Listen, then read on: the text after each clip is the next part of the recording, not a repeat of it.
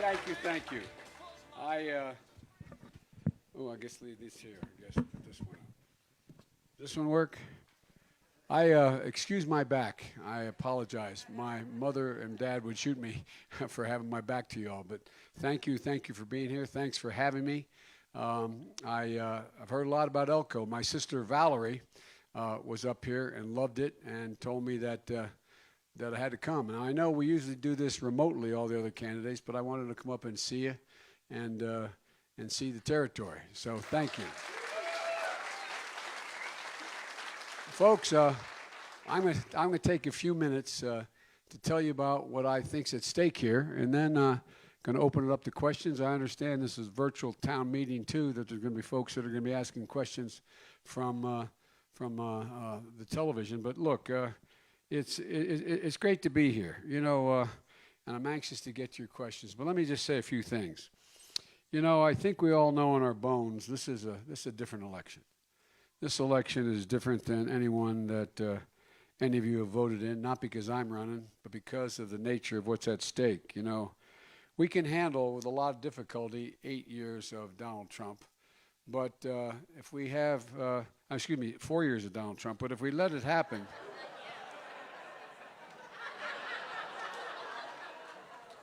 if we let him have 8 years, I think it's going to fundamentally change the nature of who we are as a people. I really do. I mean that sincerely.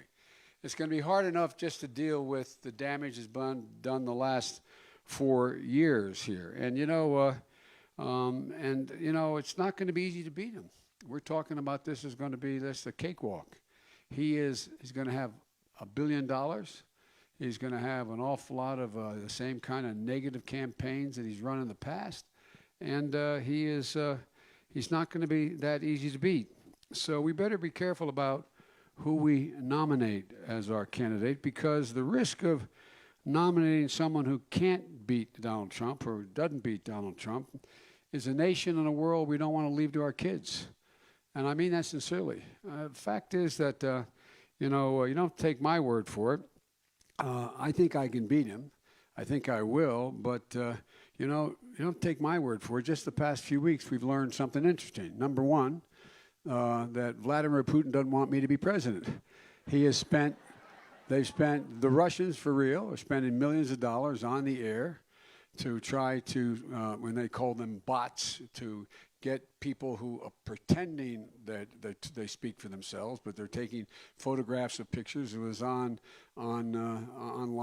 for a long time, for a while, and finally Facebook took them down because they knew they were Russian intervention. But they spent a lot of money because Putin knows I know him and he knows me, and he doesn't want me to be the president.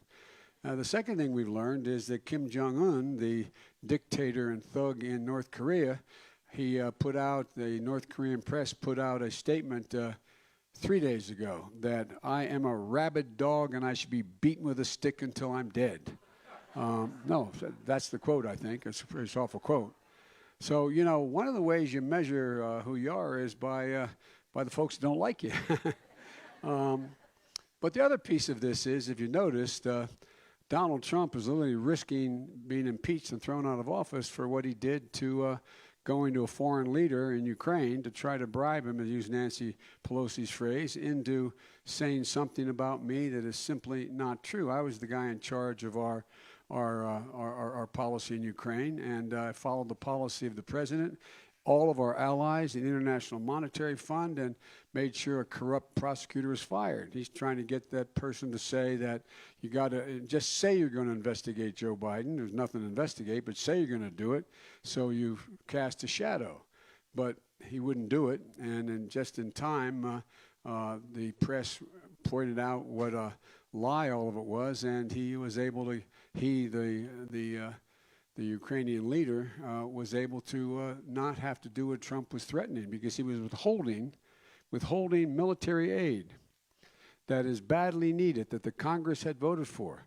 There are Ukrainians dying this moment in the Donbass, which is in the eastern part of Ukraine. Russian soldiers wearing emblems that don't reflect in their uniforms, but not with their Russian emblems on them, are the folks that are organizing the Russian speakers in the West to try to take down the government. and that aid was threatened to be held up. Fortunately, the Ukrainians did not yield. But the point I'm making in all this is that, there's a lot at stake. A lot at stake about whether or not we can and will beat Trump. When I announced my candidacy for the president, I said that we're in a battle for the soul of the nation. And I meant it in a literal sense. I've been around for a while. This is the first president who has run for president and acted as president by dividing people based on race, religion, geography, color of their skin, where they hail from, in ways that no president has done. No president has done, going all the way back to Andrew Jackson before the Civil War, and maybe President Johnson, who was impeached before the Civil War. This is the guy who goes out, and I won't even use some of the phrases he uses on television in front of the lovely children that are here. For real. I mean, this is a guy who has, one of the things that I've learned is what presidents say matter. They matter to the world and they matter to the country no matter how good or bad that president is. A president's words can cause markets to rise or fall. It can send brave women and men to war. It can bring peace. Or it can breathe oxygen into the most hateful part of the country and people who are prejudiced and allow them to come out from under the rocks. You saw what happened in Charlottesville. I come out of the civil rights movement. I never thought I'd see the day in 2017 where you'd see people walking out of the woods and fields literally carrying torches and Nazi swastikas, chanting the same anti-Semitic bile that was chanted in Germany in the 30s, accompanied by white supremacists in the Ku Klux Klan. David Duke, when asked, saying, the former Grand Kleagle of the Klan, saying that this is why we elected him. And when a young woman was killed resisting the hate, he was asked by the press, what did he think? He said something no president's ever said. There were some very fine people on both sides. It shocked the conscience of America and stunned the world. It had leaders like Chancellor Merkel of Germany wondering out loud what's going on. His embrace of thugs like Kim Jong-un and guys who are kleptomaniacs stealing billions of dollars and lying about trying to interfere with our elections like Vladimir Putin. What did he do? He stood before the whole world, in front of the whole world, and said, I don't believe my 18 intelligence agencies. I believe Vladimir Putin did not interfere in our election. I'm going to say something outrageous, but I know as much about international relations and foreign policy and national security as anybody. I've done it my whole life. I guarantee you Putin was engaged in the election to manipulate it, and is now. And what has that done? It's weakened us, our alliances across the world and around the world. And folks, when I said that the soul of America is at stake, well, the truth of the matter is that the middle class is in trouble. And the middle class is the soul of the country. Wall Street didn't build America. The middle class built America. And I might add, unions built the middle class. And that's the reason why when the middle class does well, everybody does well. The wealthy do very well. The poor have a way up. And people can live a decent life. Let me explain what I mean by middle class. Where I come from, middle class is not a number. I have a lot of economists who work for me, and they're brilliant economists. You ask them what the definition of middle class, what they'll say is, I tell you what, middle class means $52,100 or $51,800. No, it's a value set. It's being able to own your own home and not have to rent one if that's what you wish to do. Send your kid to a local school that if they do well, they'll be able to go beyond school, beyond high school. And you'll be able to figure out how to pay for them, whether it's trade school or whatever else, you'll be able to get them there. It's about being able to bring your geriatric mom home after dad passes away. Hope your kids never, ever have to take care of you. Just a little breathing room. A little breathing room. Well, guess what? I don't have to tell you. I don't have to tell anyone in this room. The middle class is actually shrinking. Not growing, shrinking. Over 56% of the middle class says their children will never have the same opportunities they had. That's what they believe. That's what they believe. And look, the fact is that, it's about time we start to reward work, not just wealth in America. All we do in our tax code now is reward wealth. So what I'm going to do is I'm going to double what they call capital gains. You have people who are just clipping coupons. They invested millions of dollars. They're not bad people. But they, in fact, are able to pay at a tax rate. They make tens of millions of dollars, and they pay at a tax rate that's lower than the tax rate you pay. Not a joke, because of capital gains. It's called capital gains tax. And guess what? They pay less a percentage of their income than a firefighter, than a miner, than a cop, than a teacher, than a nurse. It's not right. It is simply not right. And it doesn't have to be that way. So that's why I'm going to double the cost of their capital gains. They're going to get charged the same way you get charged, in fact, taxed for wages. It's about time we treat wages just like we treat capital gains. And in addition to that, folks, we're going to be, it's not just that what's happening, in this middle-class struggle. My dad used to say that, Joey, when we left Scranton, Pennsylvania when I was a kid because coal died. And if you listen to Barack, you'd think I climbed out of a coal mine with a lunch bucket in my hand. Scrappy Joe from Scranton. Well, my dad was a white-collar worker.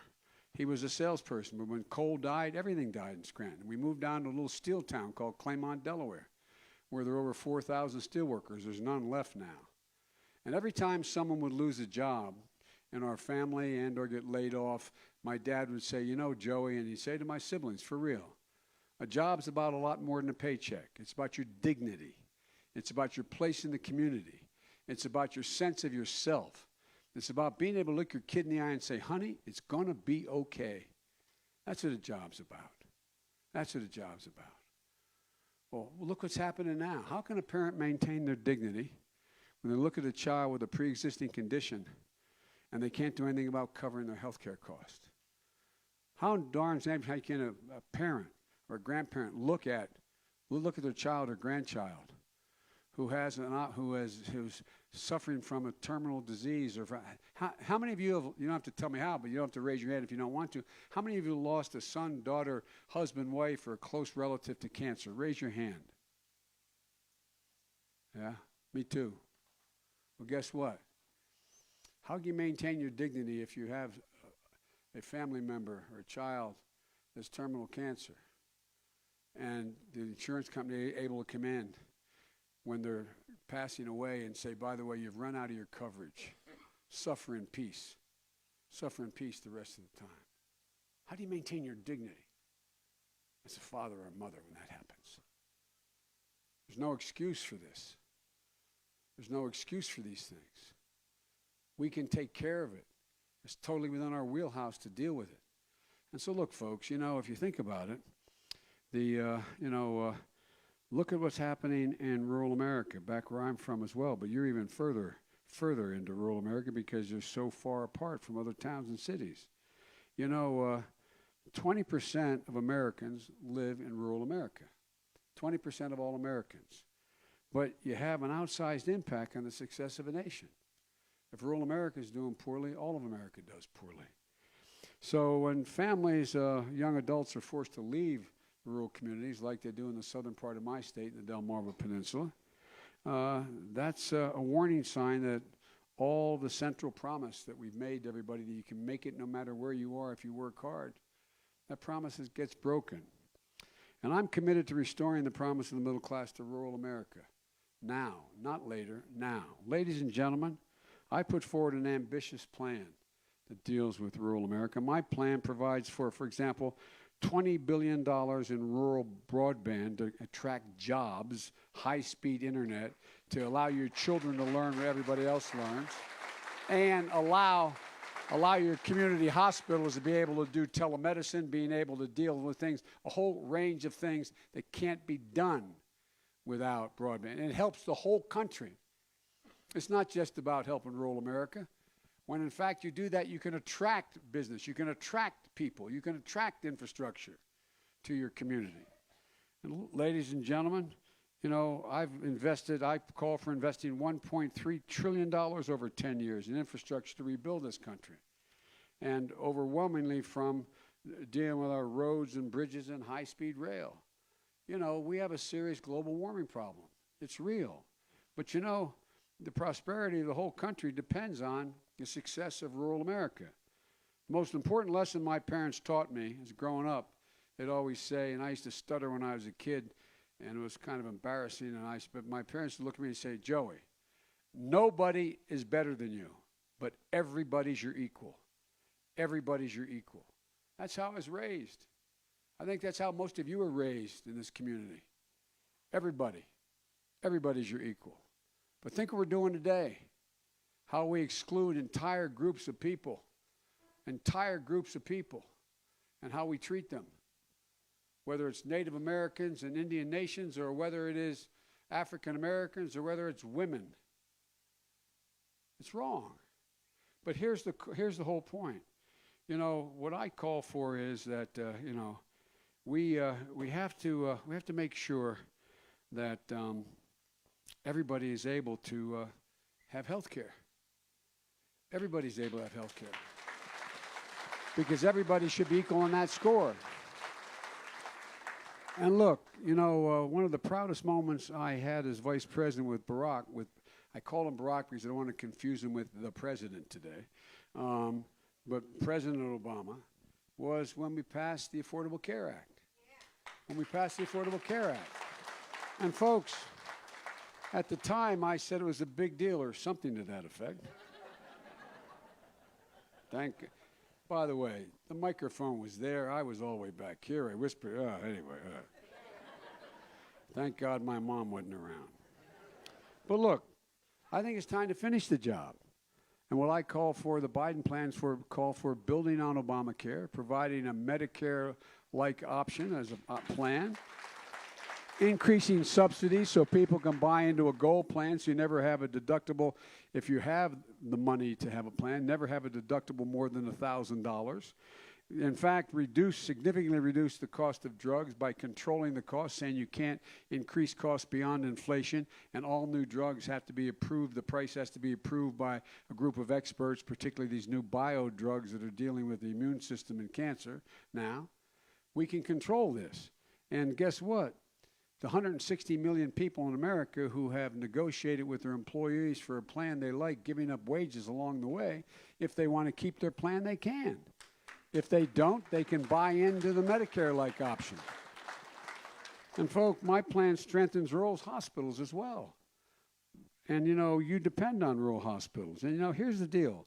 As you all know, that in this state, it's not unusual. You have to drive 300 miles, most places in rural Nevada, to get specialty care. 300 miles. And, you know, the number of practicing physicians in rural, you rank number 47 in the nation in terms of practicing physicians.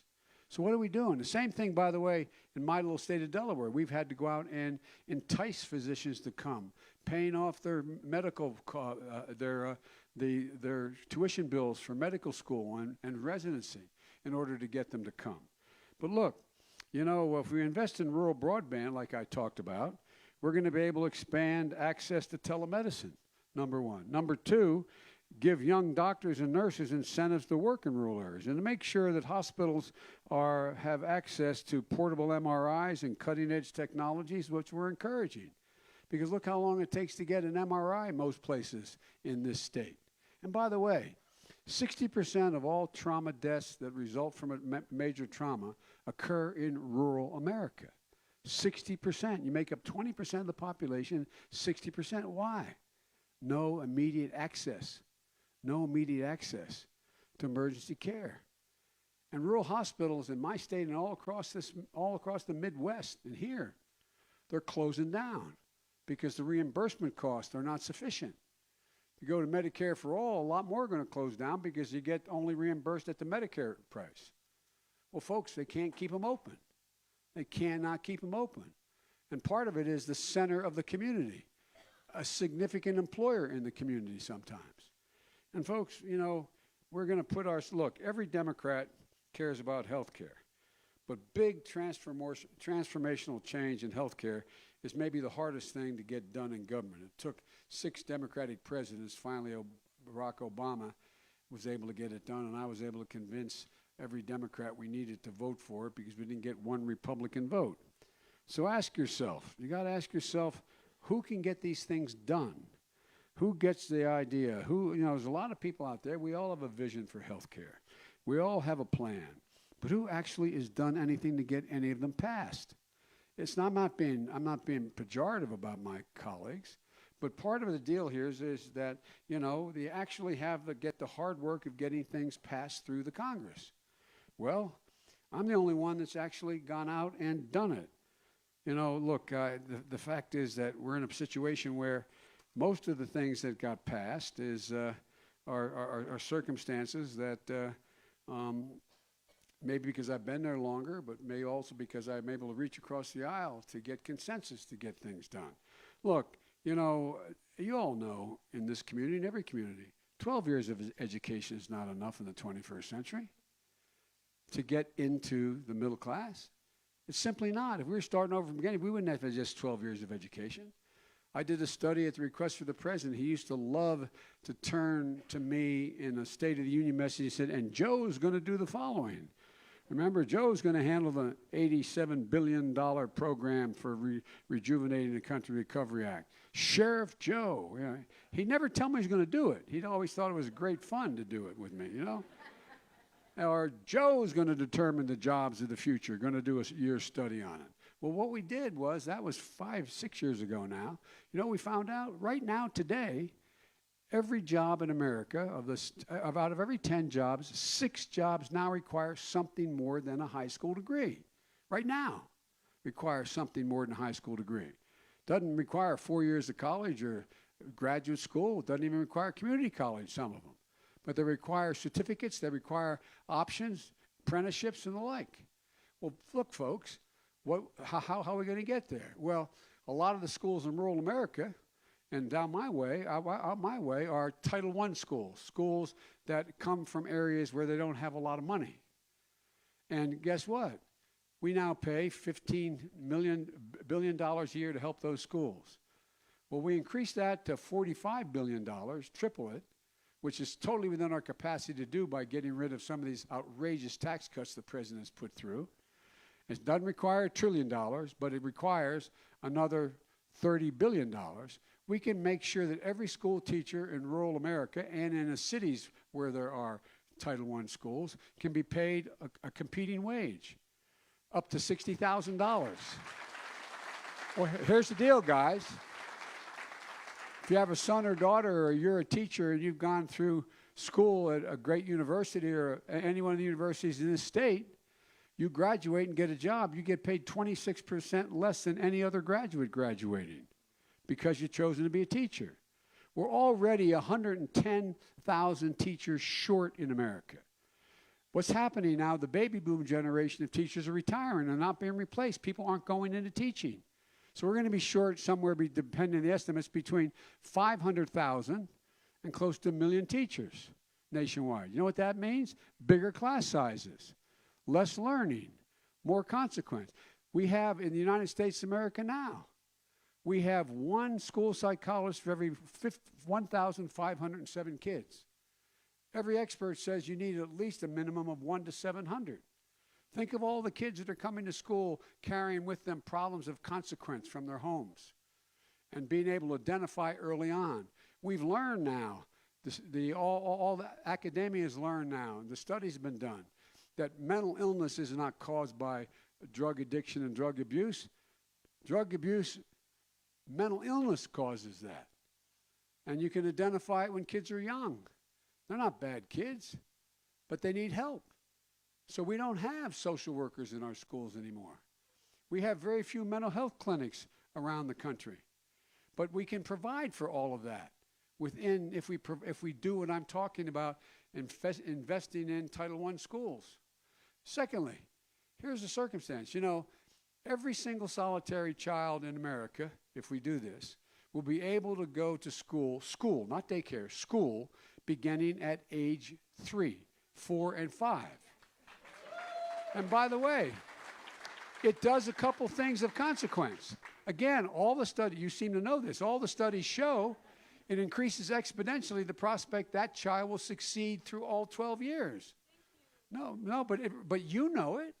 And guess what? It also, I was a single parent for 5 years after my wife and daughter were killed. And my two boys, a tractor trailer hit them and killed my wife and daughter right after I got elected. And I had a lot of help. Some of you met my sister, my best friend in the world. She and her husband gave up their home, moved in to help me raise my kids. My mom was there, my brother. But I tell you what, I couldn't afford somebody to come and take care of my kids. And I was making, I listed as the poorest man in Congress for 36 years, but I was making the salary of a senator. And I couldn't afford it. I couldn't afford it.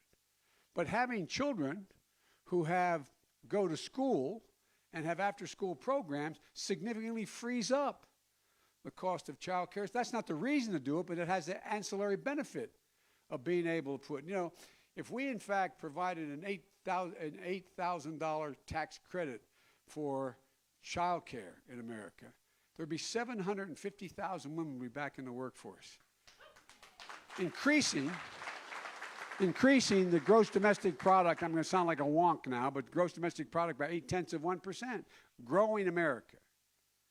The other thing, if we think about this, why in God's name do we, I don't think we can afford to go out and relieve $1.7 trillion in student debt for people who've gone to private universities and on to graduate schools. We can help them if they engage in public service, but look, there's no reason why we can't cut the cost of 4 years of college in half, if that's used, by providing free community college for everybody who's eligible. Because what it does, it cuts in half. It cuts in half the cost of a 4-year college, because they're all transferable to a 4-year college in every state. And look, we're in a circumstance now where it costs a lot of money, $6 billion a year to do that. Well, guess what? There are $1.640 trillion in tax loopholes. You can't justify more than 2/3 of that. And guess what? Just eliminate one tax loophole. It's called stepped-up basis. I didn't know what it was, because even when I was elected vice president, they said it's probable no man has ever assumed the office of vice president with fewer assets than Joe Biden.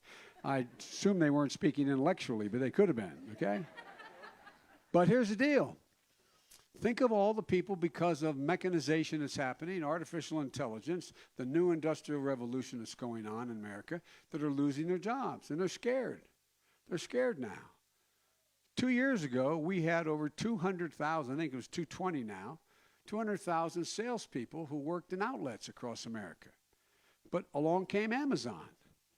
And Amazon now, we buy online. And so you have people, the average age was 49 years of age, of those 200-some thousand people who lost their job. And the average salary is $50,000 a year. So you're a high school educated person. You've been contributing to your family, maybe your whole income or part of the family's income, and all of a sudden you're 50 years old and you have no job and no prospect. Well, guess what? They should be able to go back to community college and be retrained for nothing. And we should be able to do that. Like I said, that's included in the $6 billion. So I eliminate this one thing called stepped-up basis. If you make a profit on other than sale of a farm or real estate or whatever, if you make a profit, you have a capital gain, and you're about to cash it in, and God forbid, figuratively speaking, you get hit by a truck and you pass away, you leave it to your son or daughter, they don't pay a penny. It's not inheritance tax, it's a tax due 6 minutes earlier. If you just eliminate that one tax, that's $16 billion a year out of $1.640 trillion. And we can put every single solitary person in community college for free who qualifies, and you can take the other, in this case, it's $9 billion. You can take the other $8 billion, and you can move it to make sure that you reduce student debt. And nobody gets hurt. Doesn't affect anybody. Nobody's standard of living is going to change except that people are able to go to school. So my point is there's so many things that we're able to do and without damaging anyone. But look, in terms of whether or not we, and I'll go into question and answers on college loan forgiveness and things if you want to talk about it. But, talk about the soul of America. All of you sent your kids off to school, little kids. And what's the first thing they did when they got to school? They had to learn active shooter drills, duck and cover, building schools that have abutments so you teach you can hide behind it if a shooter comes in with a semi-automatic weapon. That's a morally bankrupt country when we have to do that. Because there's answers. There's answers. I'm a Second Amendment guy. I own 2 shotguns, a 12 and a 20 gauge. My 2 boys, I only skeet shoot, they duck hunt. Bo did, he passed away, but they duck hunt. But folks, the Second Amendment's not absolute. If one of you stood up here and yelled, "Fire!" and everybody rushes out, or "Shooter!" everybody rushes out, and someone gets hurt, you're liable. It's not free speech. You can't say I was just exercising free speech. There's not a single amendment that's absolute. Now it's one single one. And the Second Amendment has said from the beginning, you're allowed to limit who can own a weapon. You're not going to give a weapon to somebody who is a convicted criminal and still for violent crime. You're not going to give a weapon, not over my dead body, you're going to give a weapon because I was able to get it done to a wife abuser who's been convicted. You're not going to be able to give a weapon to people who can't pass a legitimate background check. Look, some of you are, deal with, duck hunting and, international fowl. You all know out here, I assume a lot of you own guns. Well, if you go duck hunting, you're only allowed to have 3 shells in your shotgun. But why in the heck can you have a magazine with 100 rounds in it? If you need 100 rounds to hunt, you're in the wrong damn business, man. You're a danger to yourself. But look, the NRA has decided, and it's even the NRA now. Over 58% of the members agree that assault weapons are weapons of war and they should not be able to be sold. Members of the NRA. Members of the NRA. But here's the deal. But the gun manufacturers, they wanted to sell. I went out to Silicon Valley and I worked when I was vice president with some folks who came up with a technology. You can come up with a technology, this James Bond type stuff, that the only person who can pull the trigger on a weapon that you own is someone with your biometric measures on it. And guess what? They made several of them. I made them in pistols. And guess what? They put them in stores. You know what the NRA came along and said, and the gun manufacturers? If you keep selling, we're going to put you out of business. So all of them took them off the shelf. How do you violate anybody's Second Amendment rights saying if you pass a background check, you can own a weapon, but only you can fire it? How does that violate your Second Amendment right?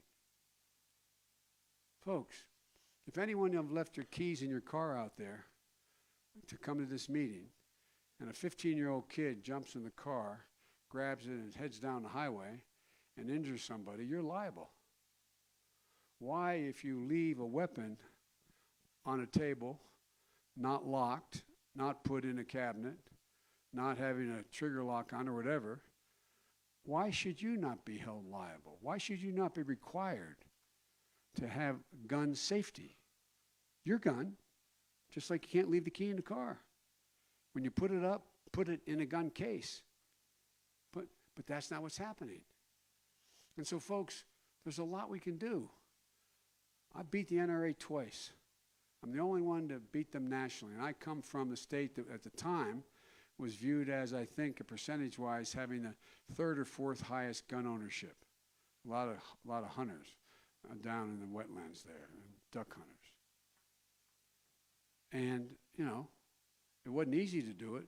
But when people realized I wasn't taking, Joe, why are you taking my shotgun? And I'd show them an AR-15. This is what I'm taking. Oh, okay, that's different, Joe boy. That's different. Didn't know that. So the misrepresentation that's going on. Also, background checks. Background checks. Anybody want to give a convicted terrorist allowed to buy a gun? What do you think? I don't think so. So we've always been able to do that. There's always been a limitation from. And by the way, those of you who have friends who say the tree of liberty is watered with the blood of patriots, meaning you need weapons to be able to protect yourself from government, you need an F-15 aircraft. You need a tank. You need Hellfire missiles. It ain't going to happen. It ain't going to happen.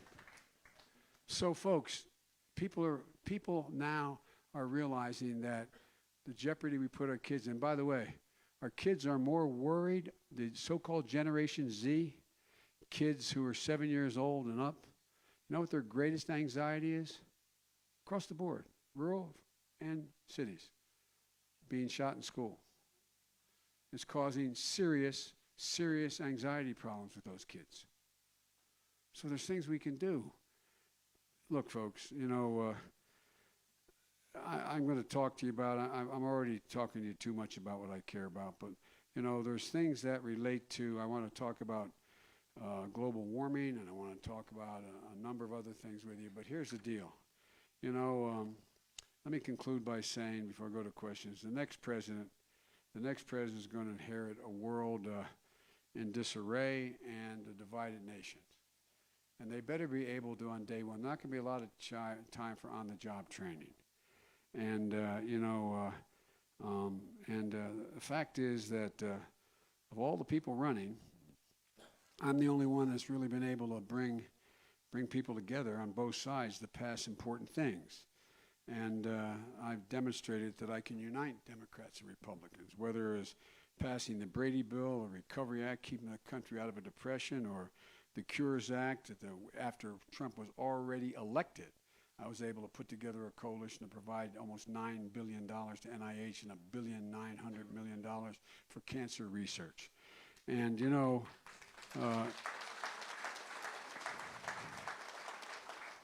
we're securing mine-resistant vehicles for our troops, which I'm the guy that pushed, that saved millions of lives, thousands of lives and limbs throughout these two wars we've had.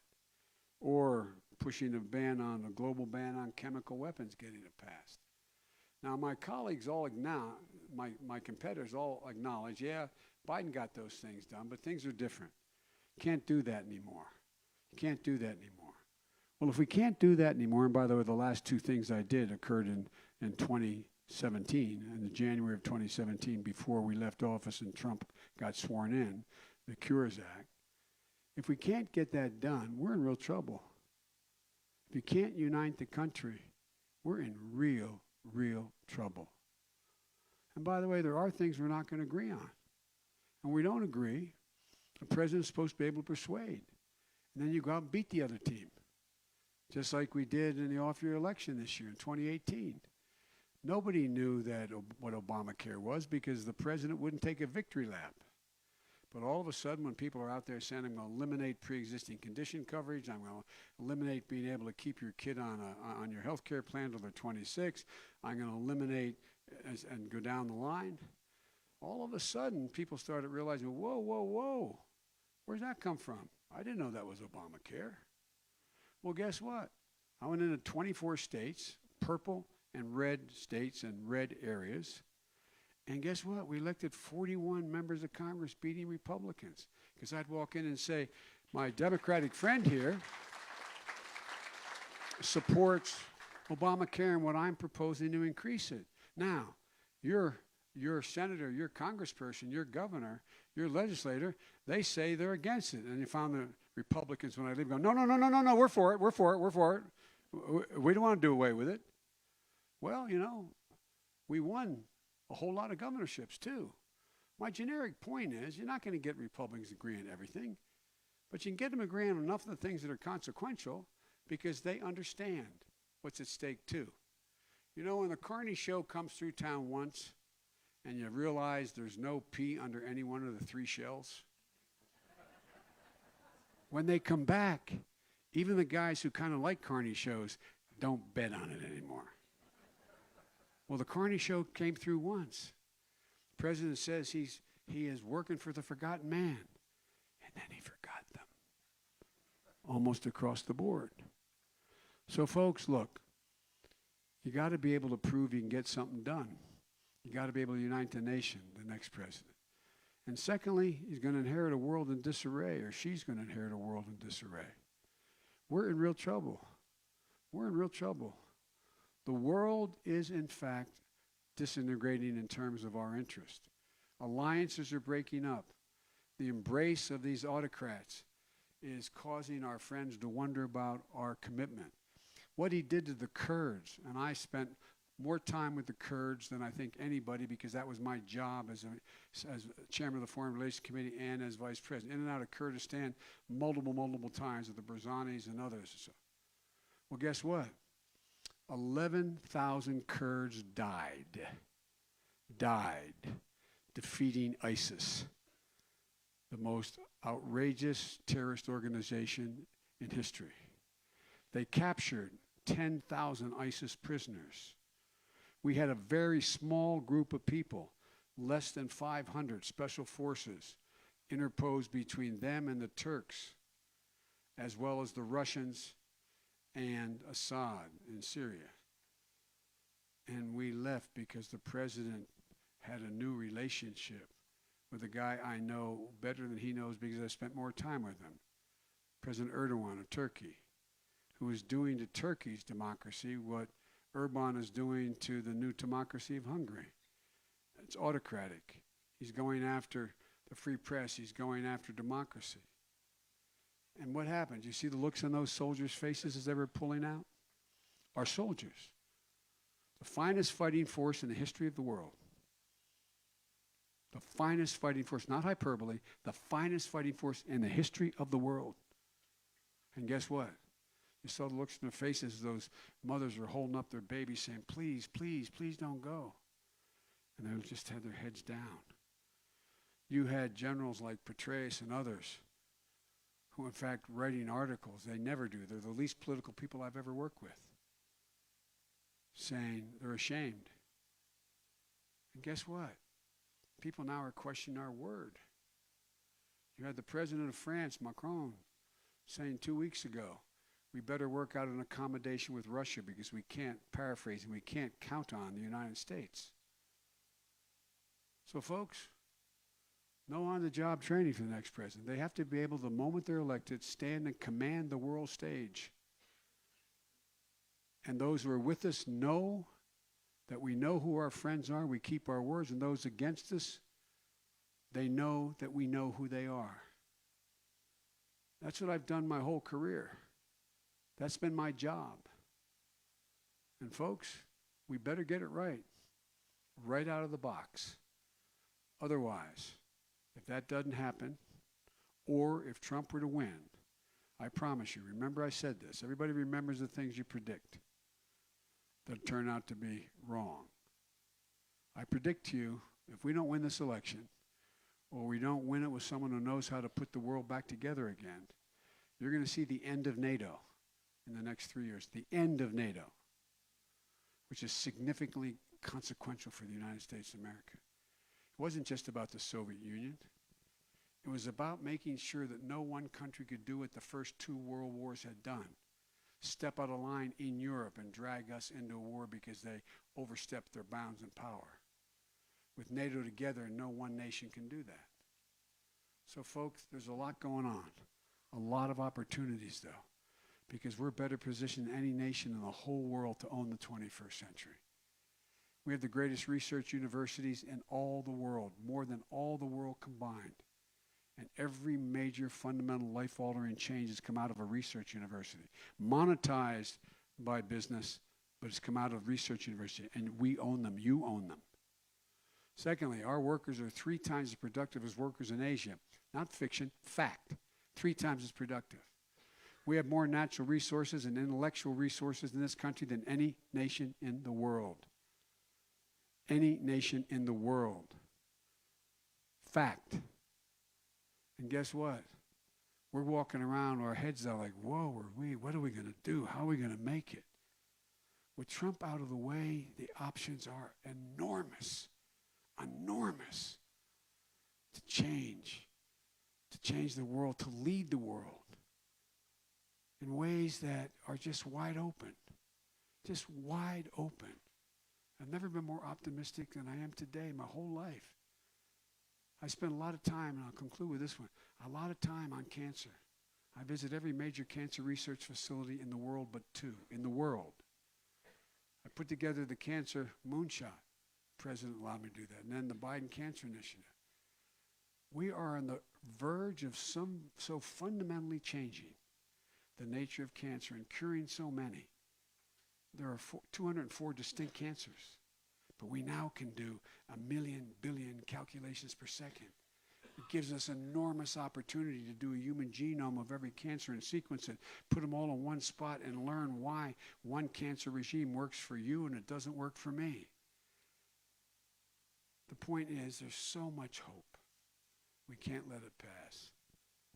Thank you for listening, and I'll take any questions you have. Thank you.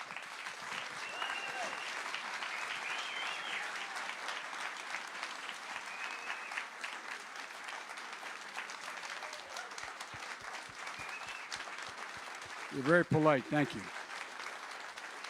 So, are we on here? So we're going to go ahead and keep this moving. I know VP Biden has a stop to make in this little southern town called Las Vegas a little bit later. But we are going to take some questions around rural Nevada, and we have people sitting ready in Dayton, Nevada. Dayton, are you ready with your question? Hey, Dayton. Hey, Kimmy, yes, we are. Go ahead, Jenna. Okay, first of all, I'd like to say thank you, Mr. Vice President, for doing this. It's great that you're here. I am very concerned about global warming, but I haven't heard that candidates say much about it. So I want to know what you, if you're elected, plan to do to address the issue, and how soon in your presidency will you act? Immediately, and I'll tell you what I'll do.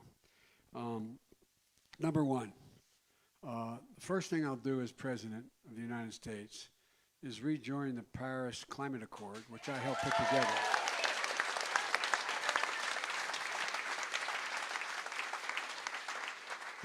together.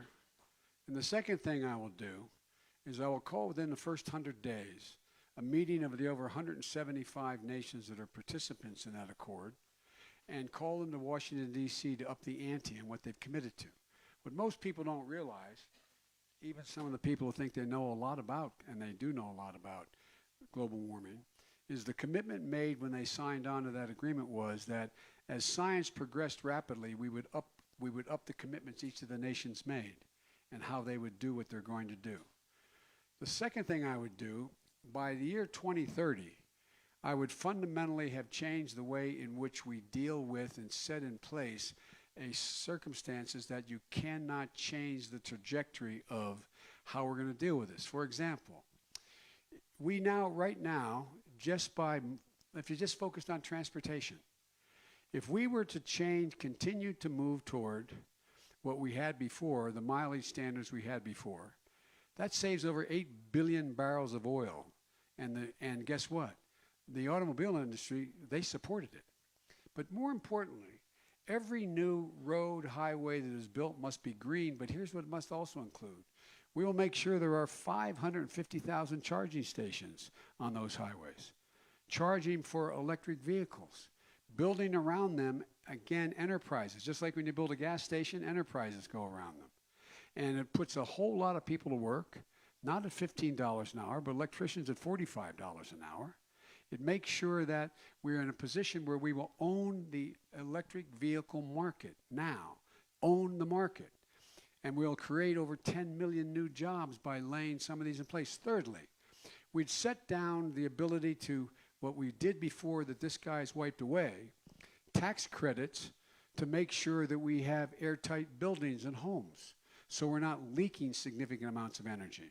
You get a tax credit not only for in dealing with the grid, to modernize the grid. For example, there's new battery technologies that are working now that in fact would allow for self-storage and massive storage that comes off the grid from wind and energy. And that is, you're able to now, we're moving in a direction because we provide for $400 billion in research and development. I know this, I know I'm going long, but you're going to get mad if I don't give you detail. And I might not want to give you too much detail and keep you here the whole time. You can go on joebiden.com and get the entire plan. But here's the deal. What happens is that right now the technology is developed because we've subsidized it when we were there with the Recovery Act, almost $100 billion dealing with wind and solar and the grid. What you can do now, there's companies that are arising now, and we give you tax credits. Let's say you decide you're going to install solar panels on your house, if that was the case. Well, we're going to be able to continue to underwrite your ability to do that so you can write it off with a credit, but then allow you to be able to use the battery storage technology that's going to be available to your homes that in fact would allow you to use that storage in your basement in batteries that in fact would, when the wind stops blowing and the sun stops shining, you are able to continue to be able to heat and cool your home, to take care of things. We also should make sure that the single biggest owner of vehicles in the world is the federal government. And there will be no vehicles that, in fact, don't move by 2030 to being all electric in the federal fleet. We have the capacity to do that. We have the capacity also to make sure that every new building built and every federal building built is built that it is climate ready so that you can install new windows, doors, heating systems, battery systems that allow you to, in fact, run on 1/4 the energy these buildings run now, consuming hundreds of millions of barrels of oil less than before. Now look, I know I can go on, but there's a whole lot. Why don't you let me, after this is over, call here. Can you call in here and give me a phone number? And I will get to you and lay out the detail of anything I haven't answered for you. But, oh, by the way, you get to zero net emissions by the year 2050, but by the year 2030, you would have moved to take a significant number. You'd move somewhere between 20 and 30% of the way, so it cannot be changed. The last piece, by the way, is rural America should be the first energy clean area in the world. We should be paying farmers in rural America for absorbing carbon into the soil, into the plant materials, so that they get paid to do it. There's a lot of technology happening now. And the last data point I'll give you all, right now what's happening in Amazon. The Amazon forest is burning. They call that, those of you who are not as familiar with this stuff, is they call that a carbon sink, meaning that there are plants and there's vegetation that takes the carbon out of the atmosphere and absorbs it in the soil and or in the plant product, okay? Meaning it's not causing global warming. Well, that carbon sink, which is burning now, the Amazon, and they're burning it because they're clear-cutting it because they want to increase access to agriculture and timber.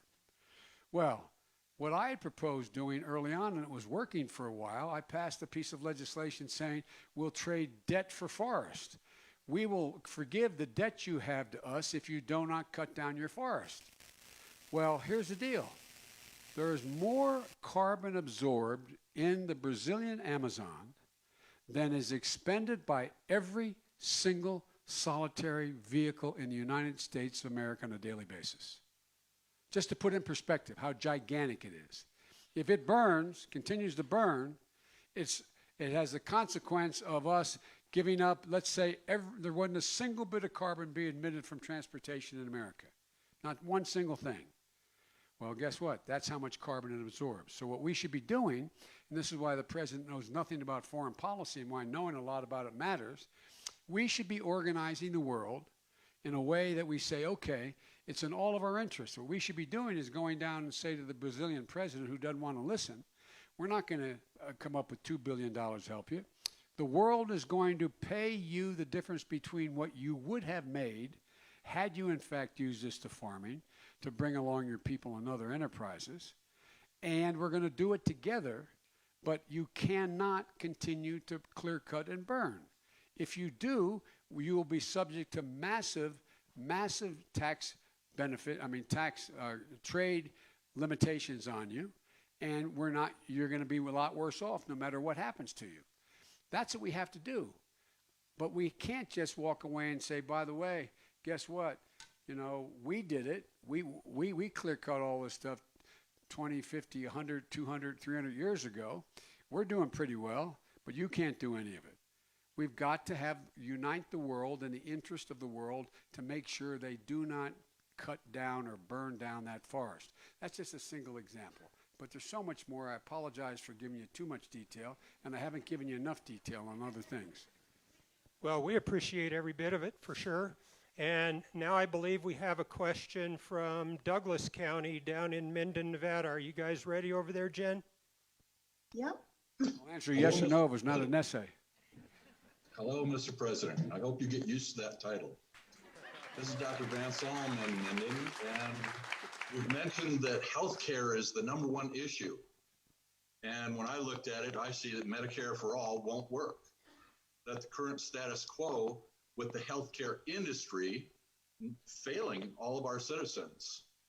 Why is it that no candidate has looked at the possibility of having a British type system where the government provides health care, not health care insurance?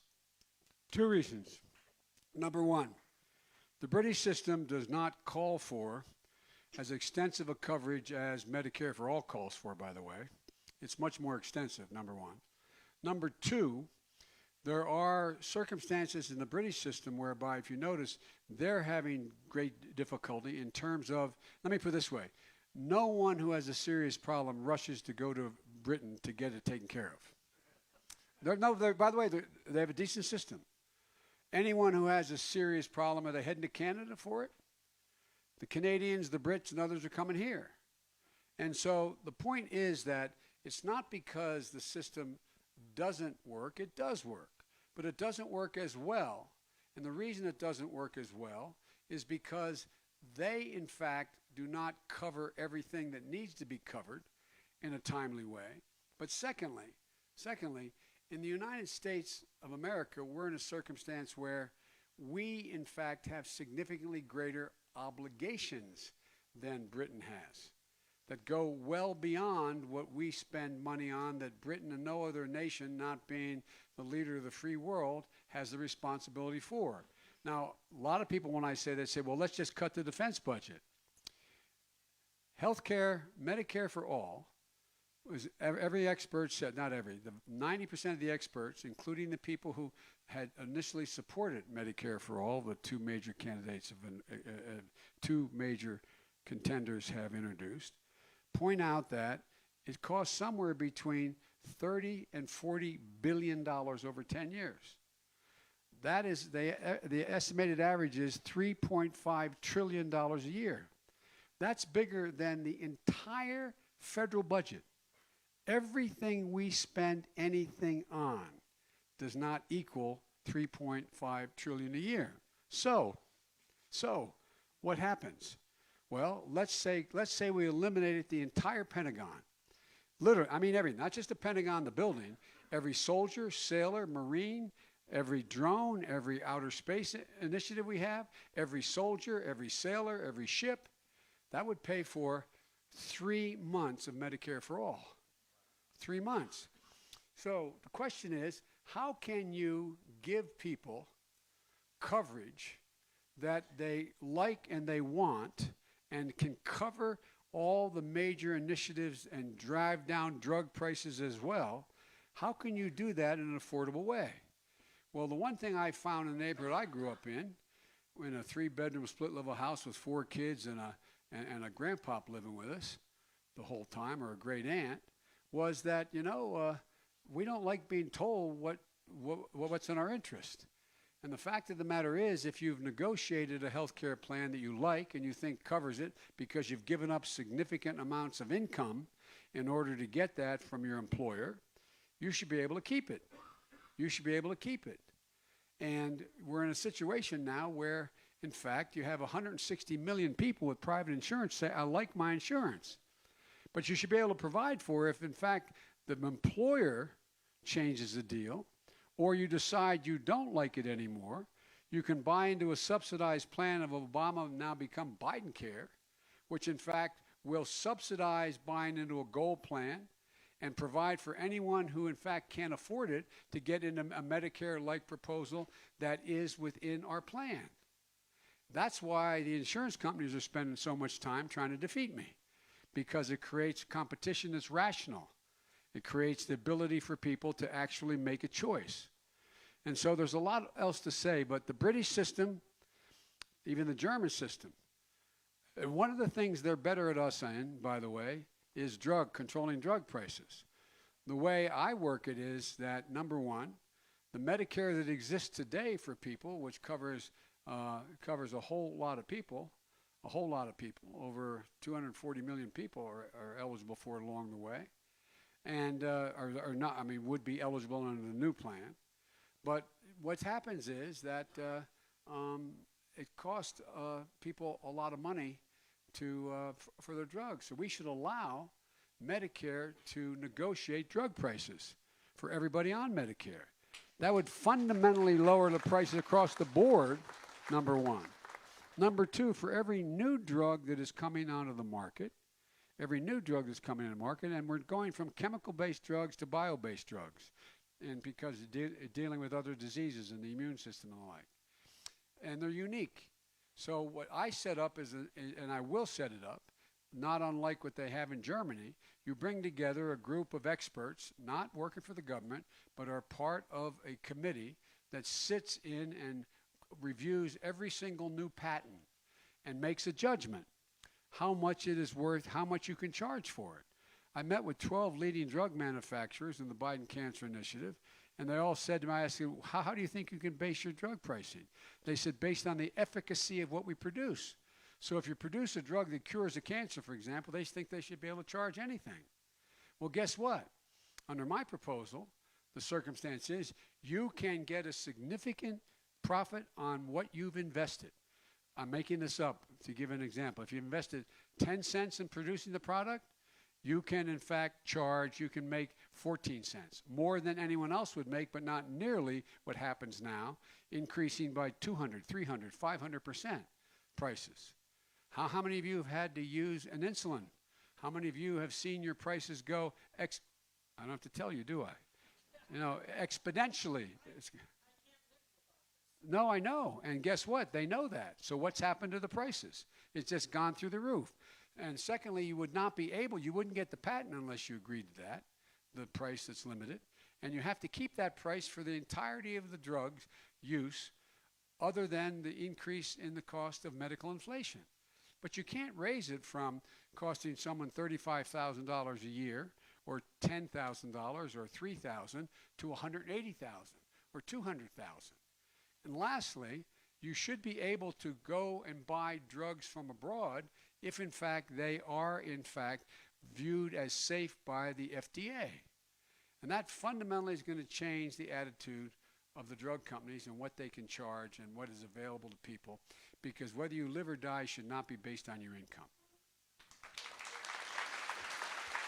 I can answer yes or no if they ask me an easy question.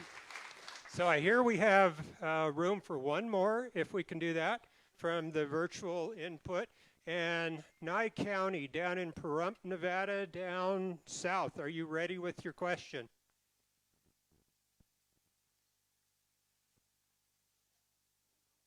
Go ahead and unmute yourself. We're ready for your question.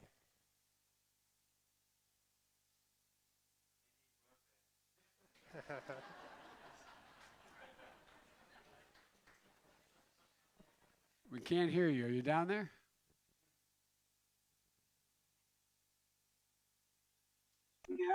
Yeah, can you hear me now? I can hear you now, yep. Hi, my name's Kathy, and I'd like to know how we go about repairing or rebuilding our alliances with our allies who have been betrayed and insulted and mishandled by the current administration. That's a good question. I've literally met, not because I'm important, just because of my job, I've literally met every major world leader in the last 35 years. And I know the ones who were in power when I left office by their first names. And so one of the things that matters is whether they know who the president is, and whether they know they have a track record of the person, the woman or man who becomes president, so that when the president says something, they know it is meant. For example, this president, Trump, has treated NATO like a protection racket. He's indicated that we would not keep our sacred commitment under Article 5, which attack on one is attack on all, unless they paid us more money or unless they did A, B, C, or D. That's why they don't trust us. But they know me. I was chairman of the NATO committee as a senator. I was the guy who has been there for over 35 years dealing with all these folks. I know them well, and they know. That's one of the reasons why, by the way, 135 leading foreign policy specialists, without my knowing about it, and Republicans as well, have endorsed my nomination a week ago, because I know all of these people. And they know the team that I would put around me. They know who they are, Democrats as well as Republicans in that team. So it's a matter of whether or not we, in fact, are viewed as reliable again. And they know. I'm not joking. One of the reasons why Putin is not crazy about me, I've spent a lot of time with him.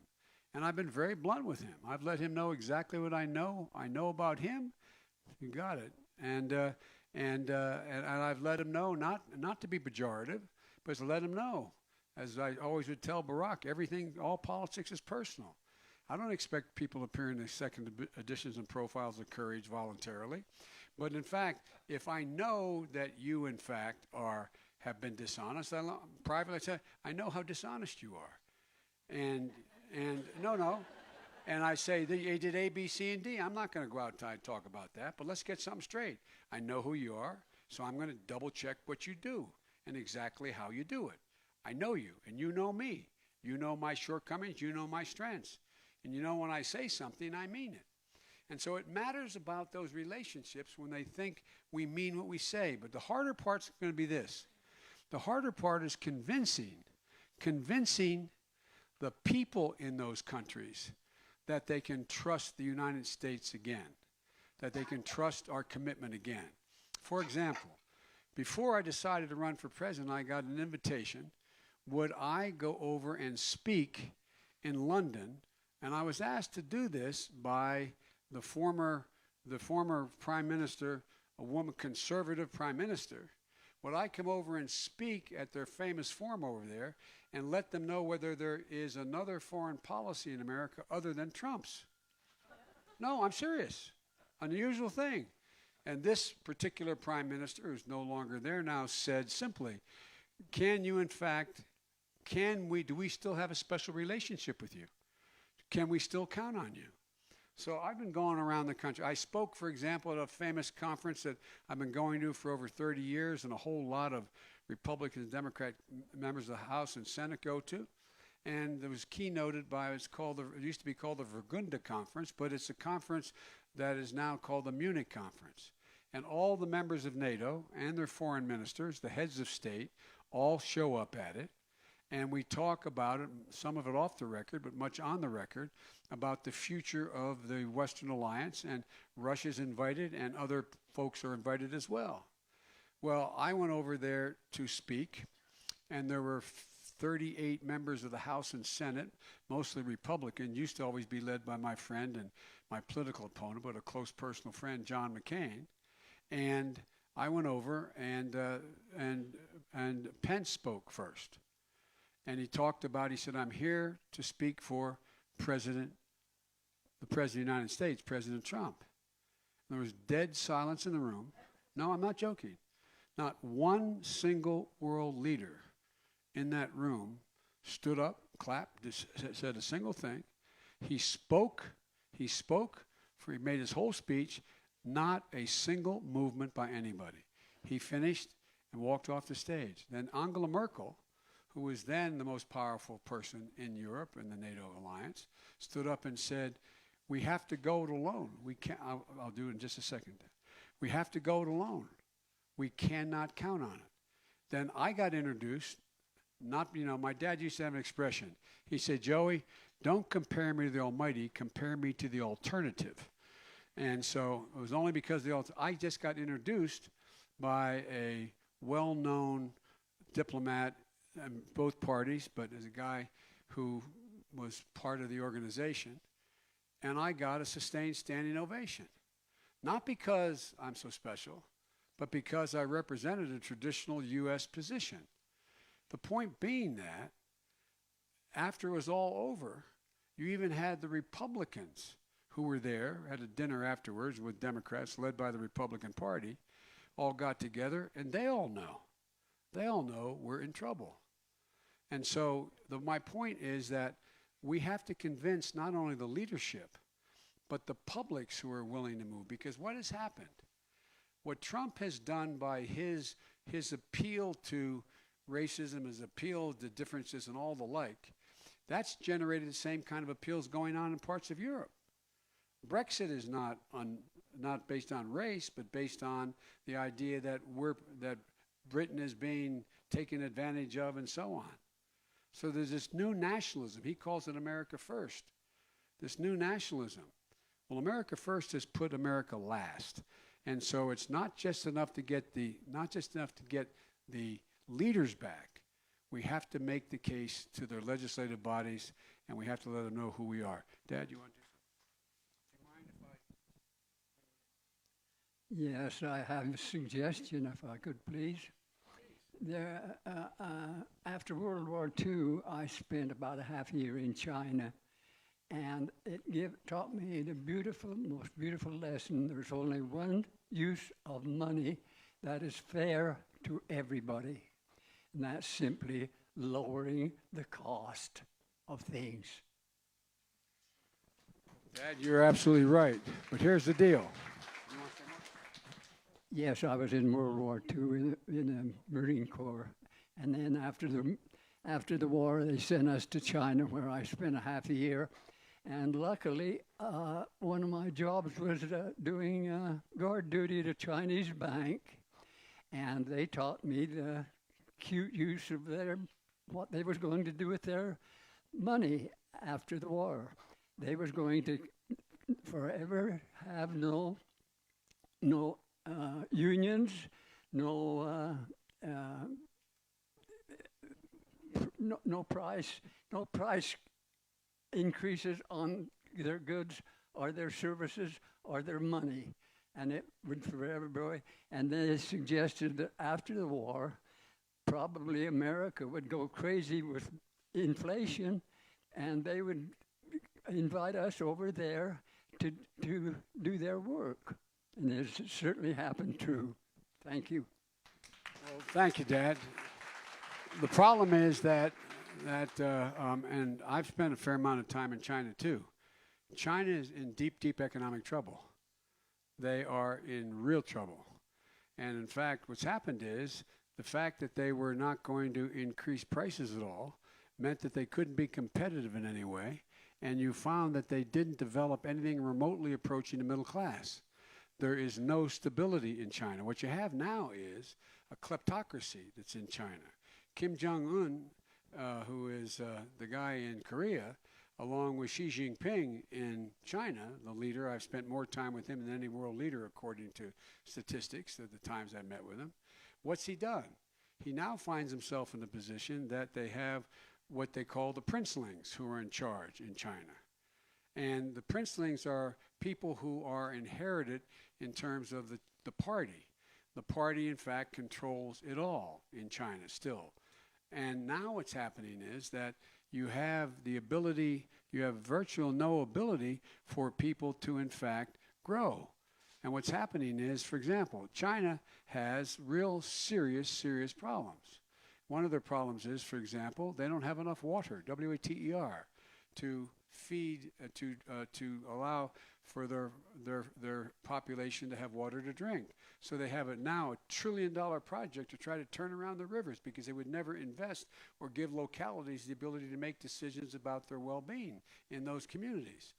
Governors have no authority. That's why they keep annexing things within a state. You have this massive building of apartment complexes across the board, and now they have they have a housing glut. They can't afford to maintain it. Their debt is increasing. The point I'm making is that they're finding that what they're trying to do is they're trying to move to a capitalist system and keep a communist rule in place. It's a very contradictory thing to do. That's what South Korea tried to do after the war, to basically keep a very tight, not communist system, but dictatorship in place after the Korean War that in fact had to yield to the capitalist system because they couldn't make it. And right now, for example, if you fly out of Seoul and you get up high enough to look up into North Korea, you can see a bright line, where it's dark and it's light. I mean, literally, dark. You don't see lights on. You don't see lights on. And because they don't have enough electricity because of the nature of what they've done. And so the point is that Kim Jong-un would change places with the President of the United States in a heartbeat if he could. But yet, while they're doing all this, they have 1 million Uyghurs, meaning Muslims, in re-education camps in the West because they're worried about Muslim infiltration, et cetera, et cetera. You see what's happening in Hong Kong now, and it's when we're remaining silent on these human rights abuses. You see what's happening in Shanghai. And so they've got real problems. But unless we act in a way that is consistent with our national interest, they will be very well able to take all this money and invest in artificial intelligence, which that's what they're trying to do, and move in a direction where they may find themselves moving ahead of us in a number of areas. So we have to invest in our people. We have to invest in our people. But there is virtually little equity that goes on. By the way, what constitutes a middle-class person in China? If, in fact, you were able to have a motorbike. No, I'm not joking.